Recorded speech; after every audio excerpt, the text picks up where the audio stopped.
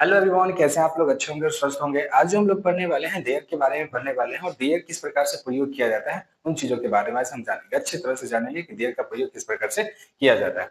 हम सब कहीं ना कहीं तो प्रयोग किए होंगे या कहीं ना कहीं तो हम कुछ ना कुछ बोलते होते हैं हिंदी में कि वहां जाओ, ठीक है ना। इस प्रकार के जो सेंटेंसेज है ना, वहां गया है, वो वहां जा रहा है, या मान लो कि एक आदमी है ना, एक कुत्ता है, एक बिल्ली है, ऐसे कई सेंटेंसेस बोलते हैं जहां पे हम लोग क्या करते हैं, देयर का प्रयोग करते हैं, है ना।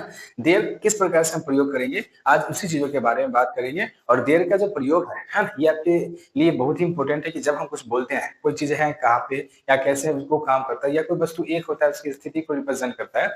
स्थिति में ऐसे समझिए कि कहाँ पे कोई चीज बैठाना है, या मान लीजिए कहाँ पे उसको, मान लीजिए कैसे अकेले आदमी है या मान लीजिए एक से ज्यादा है, इन चीजों के बारे में तो वहां पे हम देर का प्रयोग करते हैं। खासकर मैं बात करूं देर के बारे में तो यहाँ पे दो चीजें रिप्रेजेंट करता है कि देर का प्रयोग हम दो तरीकों से करते हैं। पहला जो है, एक जो होते हैं, आप जानते होंगे कई बार हम लोग यूज करते हैं देयर का प्रयोग। तो पहला जो है कहीं ना कहीं किसी जगह के लिए करते हैं या किसी स्थान के लिए प्रयुक्त करते हैं, ठीक है ना। और दूसरा जो होता है, अगर किसी भी सेंटेंस में, किसी भी वाक्य में क्या होता है, सब्जेक्ट नहीं होता है, तब वहां पे क्या करते हैं, देयर का प्रयोग करते हैं। देयर यहाँ पे सब्जेक्ट नहीं है, बल्कि इसके अनुकार में हम लोग कई बार करेंगे ऑब्जेक्ट की जगह के ऊपर से हम देख के कई बार हम क्या करते हैं, वहां पे जो उसके साथ में हेल्पिंग को यूज होता है तब उसका हम प्रयोग करते हैं।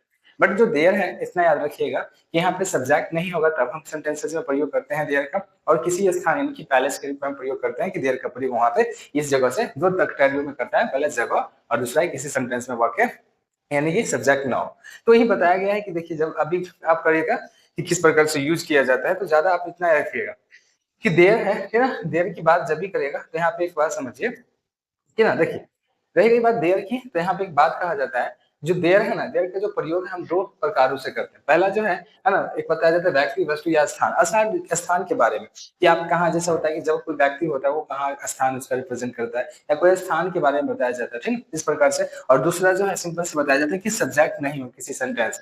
सब्जेक्ट होगा तो वहां पे हम देयर का प्रयोग नहीं करेंगे, ठीक है ना। जहां पे सब्जेक्ट नहीं होगा वहां पे हम देयर का प्रयोग कर देते हैं। फिजिकली इस बात को समझिएगा कि देयर का जो प्रयोग है दो कंडीशन में किया जाएगा। पहला है पैलेस के लिए और दूसरा है सब्जेक्ट नहीं हुआ तो वहां पर देयर का प्रयोग करते हैं। आपको मैं इतना समझिएगा, ज्यादा नहीं समझना है। देखिए अगर देयर की बात किया जाता है ना, देयर का मतलब क्या होता है, वहां होता है, क्या होता है, वहां की बात कर रहे हैं। तो जब भी हम देयर की बात करेंगे, ठीक, जब भी हम देयर की बात करेंगे तो याद रखिएगा कि कहीं ना कहीं वहां के बारे में बताया जाता है, बट वहां यहाँ पर रिप्रेजेंट नहीं किया जाएगा। देखिए जिस पर कई बार होता है कि हम लोग यूज तो करते हैं, देयर का दो कंडीशन है। पहला जो मैंने बताया भी आपको जस्ट में, क्या है, पैलेस है, क्या होता है पैलेस। और दूसरा जो होता है क्या होता है, सेंटेंस, क्या होता है, सेंटेंस। अब एक बात समझिए, यहाँ पे एक बात देखिएगा कि पैलेस रहेगा, पैलेस का मतलब क्या होता है, तो आप जानते हैं क्या होता है, जगह होता है ना। और सेंटेंस का मतलब क्या होता है, यहाँ पे समझिएगा क्या होता है, वाक्य होता है। इतना तो आपको पता है। बट यहाँ पे एक बात बोला गया है कि जो पैलेस होगा, पैलेस अगर किसी भी सेंटेंस में यानी कि स्थान की बात हो रही है, क्या हो रही है, जगह या स्थान की बात हो रही है, तो वहां पे हम क्या करते हैं, देयर का प्रयोग करते हैं। यानी कि वहां पे क्या करते हैं, देयर का प्रयोग कर देते हैं। लेकिन ऐसे समझिए कि पैलेस रहेगा तो वहां पे हम देयर का प्रयोग करेंगे, ठीक है। पैलेस यानी कि स्थान को बताता है तो वहां पे हम देयर का प्रयोग करेंगे। लेकिन किसी भी सेंटेंस में, है ना, सेंटेंस में वहां पे क्या कहेगा कि सब्जेक्ट होगा, ठीक है, ध्यान से समझिए क्या होगा, सब्जेक्ट। किसी भी सेंटेंस में सब्जेक्ट होगा तो वहां पे हम क्या करेंगे, देयर का प्रयोग नहीं करेंगे, ठीक है ना। ध्यान से समझिए क्या करेंगे, देयर का प्रयोग नहीं करेंगे, ध्यान से समझिए, है ना, करेंगे। देयर का प्रयोग क्या होगा, नहीं होगा। सब्जेक्ट होगा किसी सेंटेंस में तो देयर का प्रयोग नहीं होगा, लेकिन वही जगह की बात किया जाएगा तो वहां पे देयर का प्रयोग होगा, इतना याद रखिएगा। अगर मैं बात करता हूँ, देखिए प्रेजेंट में किस प्रकार से देर के साथ में प्रयोग किया जाता है। देखिए अगर आप, कई बार होता होगा कि प्रेजेंट, है ना, प्रेजेंट की बात करें तो देर जो है, इसमें अगर बात करते हैं देर की, तो इसमें हम लोग हेल्पिंग वर्ब की करते हैं इज, और यहाँ पे क्या करते हैं, आर का प्रयोग करते हैं, है ना। इज आर समझते हो, अभी तक मैंने जितना बताया आपको बी वर्ब के बारे में, वहां पर भी यूज होता था इज या आर का प्रयोग। बट वहां पे, यहाँ पे आर है क्योंकि यहाँ पे आई का कोई वैल्यू नहीं होता है, क्योंकि मैं यहाँ पे कोई रीजन नहीं होता है कि आई यहाँ पे लगेगा। बट एक बात बोला जाता है, जैसे जैसे मैंने बताया था आपको डेमोन्स्ट्रेटिव प्रोनाउन, वहां पर भी इज और आर का ही प्रयोग किया जाता था, ठीक है। और यहाँ पर एक बात कि देयर है तो यहाँ पर भी इज आर का ही प्रयोग किया जाता है, क्योंकि यहाँ पे देयर सब्जेक्ट है नहीं। अब एक बात मान लीजिए कि जब भी हम कोई चीज प्रयोग करते हैं, मान लीजिए कि कोई चीज, मान लीजिए हमको बोलना है कोई सेंटेंसेस, ठीक है, इतना याद रखिएगा। तो वहां पे क्या करते हैं, इन चीजों को देख के लगा देते हैं कि वहां पे इज और आर लगा। बट अब जो है यहाँ पे आपको कोई सेंटेंसेस को बनाना है तो वहां पे क्या लगाना है, ऑब्जेक्ट के अनुसार से देख के लगाना है, ना कि देयर के अनुसार से देख के लगाना, ठीक है, इतना याद रखिएगा। यहाँ पे इन दोनों को लगाएंगे तो हम क्या करेंगे, है ना, ऑब्जेक्ट देखेंगे, क्या देखेंगे, ऑब्जेक्ट, क्या होगा, ऑब्जेक्ट देखेंगे कि एक है या एक से अधिक है, अगर एक होगा तो इज का प्रयोग कर लेंगे और एक से अधिक होगा तो वहां पे आर का प्रयोग कर लेंगे। इतना याद रखिएगा। तो ऑब्जेक्ट किसके देखे अनुसार से करेंगे, तो इज और आर के देखेंगे और ऑब्जेक्ट के अनुसार से हम इज और आर का प्रयोग करते हैं। रह गई बात यहाँ पे कि देयर जो है, तो पास्ट में हम प्रेजेंट में क्या करते हैं, तो मैंने बता दिया आपको क्या, इज और यहाँ पे आर करते हैं। ठीक, इतना आप समझ गए बात। आइए रह गई बात कि अब कोई सेंटेंसेस किस प्रकार से बनाइएगा, तो इन चीजों के बारे में स्ट्रक्चर्स हम लोग पहले देख लेते हैं, है ना। अब देखिए, अगर मैं कोई स्ट्रक्चर्स के बारे में बताऊं आपको, मैं बताया जस्ट कि ये किस प्रकार से होता है। अब जगह के बारे में जस्ट मैंने बताया, देर जो होता है क्या होता है, पैलेस की जगह पे, और दूसरा क्या, सब्जेक्ट, दो चीज रहेगा। बट अगर पैलेस रहेगा तो वहां पे हम क्या करेंगे, देयर का प्रयोग करेंगे, ठीक है। लेकिन अगर सब्जेक्ट रहेगा तो वहां पे हम क्या करेंगे, ध्यान से समझिएगा, देयर का हम क्या करते हैं, प्रयोग नहीं करते हैं। क्या करते हैं, देयर का प्रयोग क्या करते हैं, नहीं करते। आप इतना याद रखिएगा, जहां पे सब्जेक्ट नहीं होगा है ना, वहां पे देयर का प्रयोग करेंगे, और पैलेस रहेगा तो वहां पे तो हम देयर का प्रयोग करेंगे ही करेंगे, इतना याद रखिएगा। ठीक है, रही गई बात किन चीजों के बारे में, तो आप ध्यान से समझिए कि अभी जस्ट मैंने बताया कि देयर की प्रेजेंट में क्या करना है, इज, और यहाँ पे किसका प्रयोग करना है, आर का प्रयोग करना है। इज और आर का प्रयोग करना है किस, देयर के प्रेजेंट में करना है, प्रेजेंट में किस प्रकार से किया जाता है। और जस्ट मैंने बताया देयर को देख के नहीं इजार लगाया जाता है, बल्कि वहां पे देखा जाता है क्या, ऑब्जेक्ट जो है वो कितना है, एक है या दो से अधिक है, यानी कि दो है। तो वहां पे इसके अनुसार से हम लगाते हैं कि वहां पे इज लगना है या आर का प्रयोग करना है, उसके हिसाब से देख के ही प्रयोग करते हैं। चलिए स्ट्रक्चर्स की बात किया जाए। सबसे पहले स्ट्रक्चर्स क्या होता है ना, इसका स्ट्रक्चर्स तो भी बनेगा कि क्या स्ट्रक्चर्स होते हैं इस प्रकार से। तो देखिए, हम लोग एक बात कर रहे थे प्रेजेंट की, क्या कर रहे थे, प्रेजेंट की बात करें। प्रेजेंट में हमने देखा क्या, इज और यहाँ पे आर का प्रयोग किया जाता है देयर। ठीक, तो मैं बात करूं तो यहाँ पे अगर मैं सिंपल स्ट्रक्चर की बात करूं तो आप ध्यान से भूलिएगा नहीं, क्योंकि यहाँ पे कोई सब्जेक्ट है नहीं।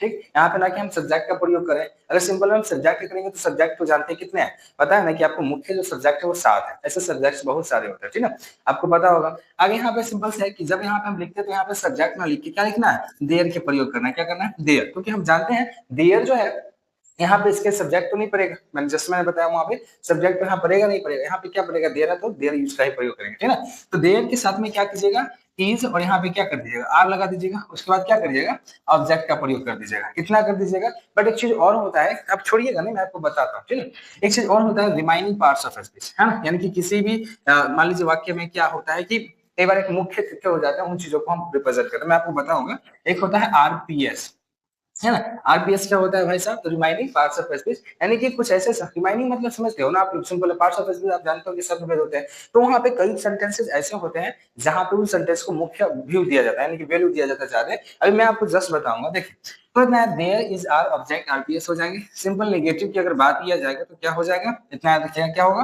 तो इतना रखिएगा, क्या होगा, देयर, क्या होगा, देयर के साथ में क्या कीजिएगा, इज, और यहाँ पे क्या कीजिएगा, आर लगा दीजिएगा। अब एक बात उठती है कि यहाँ पे हम नोट का प्रयोग करेंगे तो नहीं करेंगे, ठीक ना। अब तक जितने हमने आपको स्ट्रक्चर बताया उसमें नोट का प्रयोग कर रहे थे, बट यहाँ पे हम नो का प्रयोग करेंगे। क्या करेंगे, हाँ, देयर इज आर नो, क्या होगा, नो हो जाएगा, उसके बाद क्या हो जाएगा, प्लस में ऑब्जेक्ट हो जाएंगे, है ना, और प्लस में क्या हो जाएगा, आरपीएस, ठीक है ना, इस प्रकार से। तो there is are no object RPS हो जाएंगे, है ना। एक होता है इंट्रोगेटिव, इंट्रोगेटिव में क्या कीजिएगा, सिंपल सी बात है, सबसे पहले क्या होगा, इज, और यहाँ पे क्या आएगा, आर आएगा, उसके बाद क्या होगा आपका, ये हो जाएगा देयर, उसके बाद क्या हो जाएगा, ऑब्जेक्ट, और उसके बाद क्या हो जाएगा आपका, तो सिंपल सी बात क्या हो जाएगा, आरपीएस, क्या होगा, आरपीएस, इतना याद रखिएगा। उसी प्रकार से इंट्रोगेटिव निगेटिव की अगर बात करें तो यहाँ पे क्या होगा, इज, यहाँ पे क्या, आर, इसके बाद क्या होगा, देयर, उसके बाद क्या होगा, नो, उसके बाद क्या होगा, ऑब्जेक्ट, और प्लस में क्या हो जाएगा, आरपीएस, है ना। आपको इतना तो पता है। अब ये सब हो जाने के बाद ये हो गया, 4 सेंटेंसेस बना, इस पर बनेगा। एक होता है डब्ल्यूएस, और डब्ल्यूएस का एक निगेटिव होता है, तो इतना याद रखिएगा, इसको दोनों को याद रखिएगा, इंट्रोगेटिव और इंट्रोगेटिव निगेटिव को। तो डब्ल्यूएस तो आसान है बनाना, ठीक है। देखिए, अगर बात करते हैं इन दोनों के बारे में तो किस प्रकार से बनाइएगा, तो देखिए, डब्ल्यूएस में क्या होता है, जब भी आप इसको बनाइएगा तो सबसे पहले क्या होगा, डब्ल्यूएस, क्योंकि डब्ल्यूएस का एक परिवार होता है तो हम डब्ल्यूएस ही लिख देते हैं। उसके बाद हम क्या करते हैं, इज, और यहाँ पे क्या करेंगे, आर, उसके बाद क्या करेंगे, देयर का प्रयोग करेंगे, ठीक, उसके बाद ऑब्जेक्ट का प्रयोग करेंगे, उसके बाद क्या करते हैं, आरपीएस का प्रयोग कर देते हैं, ठीक, इस प्रकार से। और डब्ल्यूएस का नेगेटिव जो होता है कुछ इस प्रकार से होता है, क्या है, डब्ल्यूएस आप बिठा दीजिए, और उसके बाद क्या करना है, इंट्रोगेटिव निगेटिव पूरा को बिठा दीजिए। तो सबसे पहले क्या होगा, इज, और यहाँ पे क्या होगा, आर होगा, तो उसके बाद क्या होगा, देयर, है ना, देयर के बाद क्या हो जाएगा, तो वही नो होगा, उसके बाद क्या होगा, ध्यान से समझिएगा, ऑब्जेक्ट होगा, और उसके बाद क्या होगा, आरपीएस होगा। इतना पता है। अब जब इतना आपको पता है क्या स्ट्रक्चर्स यही होते हैं, तो स्ट्रक्चर्स के बाद आप कोई सेंटेंसेस को क्या कीजिएगा, आराम से बना पाइएगा, उस पे इसको बैठाइए, कोई दिक्कत नहीं, इसके अकॉर्डिंग बाकी बात सब आपके अंदर में है ही, आराम से बैठा सकते हो, ठीक है। इसी प्रकार से कि मैंने जस्ट बताया कि देयर का प्रयोग करना है क्या, तो यही देखिए आपका स्ट्रक्चर यहाँ कि किस प्रकार से कीजिएगा। There is are object RPS हो गया है ना, there is are no object RPS, ये आपका कुछ स्ट्रक्चर्स है। और यही स्ट्रक्चर्स क्या करते हैं, आप इसी के अनुसार से इसी के अकॉर्डिंग से आप लोग क्या कीजिएगा, बैठाइए आराम से और समझाइए और आराम से बनाना स्टार्ट कर दीजिए, क्योंकि आपके पास में ऑलरेडी एग्जैक्ट क्या है, स्ट्रक्चर्स हैं। ठीक, कुछ सेंटेंसेस है आप बनाइए। देखिए एक कुछ सेंटेंसेस है आपको बताता हूँ, ये सेंटेंसेस है आपको बनाना है कि स्कूल में बच्चे हैं। ठीक, अब किस प्रकार से सेंटेंस बनाइएगा, तो आपको पता है किस प्रकार से, तो अभी जस्ट मैंने बताया क्या, ये स्ट्रक्चर्स आपको पता है ना, ये स्ट्रक्चर्स किस प्रकार से काम कर, सिंपल है तो हम लोग बात करेंगे कि कोई सिंपल है ना, सिंपल स्ट्रक्चर बनेगा कैसे। तो देखिए अभी अगर मैं बात करूं इन चीजों के बारे में, तो इन चीजों के बारे में बात करते हैं। देखिए स्कूल में बच्चे हैं, क्या बनाइएगा, स्कूल में बच्चे, तो मैंने बोला ना कि जहाँ पे स्थान हो, ठीक ना, बताया जाता हो स्थान के बारे में, या मान लीजिए कोई एक चीज हो रिप्रेजेंट करता हूँ वहां पे, तो वहां पे समझना है हमको क्या करना है, देयर का प्रयोग करना है। क्या करना है, देयर, तो यहाँ पे क्या होगा, देयर। देयर देखिए यहाँ पे कितने बच्चे हैं, कितने बच्चे, बच्चे बोलने से लग रहा है कि वहां पे एक बच्चा होगा, बिल्कुल नहीं होगा, वहां पे लग रहा है कि बहुत सारे बच्चे होंगे, तो वहां पे यूज क्या करेंगे, देयर के साथ आर लगता है नहीं, हम वहां पे करते हैं किसको देख के, तो इस ऑब्जेक्ट को देख के हम लोग क्या कर रहे हैं, आर का प्रयोग करें, ना कि देयर को देख के हम क्या करते हैं, आर का प्रयोग करते हैं। तो यहाँ पे क्या होगा, ध्यान से समझिएगा, ठीक ना, क्या होगा, देयर के साथ क्या करेंगे, आर करेंगे। और स्कूल में बच्चे, दे आर क्या होगा, चिल्ड्रेन, दे आर चिल्ड्रेन है ना, इन स्कूल,